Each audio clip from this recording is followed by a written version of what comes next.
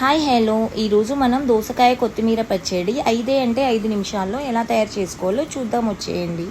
Stove పైన oil వేడెక్కాక కొద్దిగా జీలకర్ర పచ్చిమిర్చి వేసి పచ్చిమిర్చి బాగా వేగాక స్టవ్ ఆఫ్ చేసుకొని కొన్ని వెల్లుల్లి రెబ్బలు కొద్దిగా చింతపండు వేసుకొని చల్లారనివ్వాలి. వెల్లుల్లి రెబ్బలు పొట్టుతో సహా వేసుకోవాలి. ఈ మిశ్రమాన్ని మిక్సీ జార్లో ట్రాన్స్ఫర్ చేసుకొని కచ్చా పచ్చాగా గ్రైండ్ చేసుకొని కొద్దిగా వేయించిన పల్లీలు, కొత్తిమీర, చిన్న ముక్కలుగా కట్ చేసుకున్న దోసకాయ ముక్కలు, కొద్దిగా సాల్ట్, కరివేపాకు వేసి మెత్తగా గ్రైండ్ చేసుకోవాలి.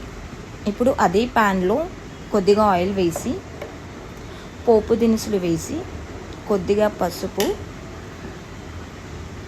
అండ్ మెత్తగా గ్రైండ్ చేసుకున్న మిశ్రమాన్ని వేసి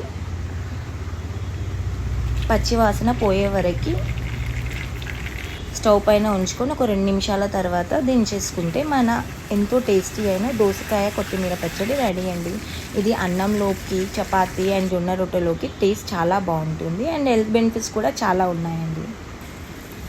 వేడి వేడి అన్నంలోకి నెయ్యి వేసుకొని ఈ పచ్చడితో తింటే టేస్ట్ అయితే చాలా బాగుంటుంది. ఖచ్చితంగా ట్రై చేయండి. Thank you for watching. Bye.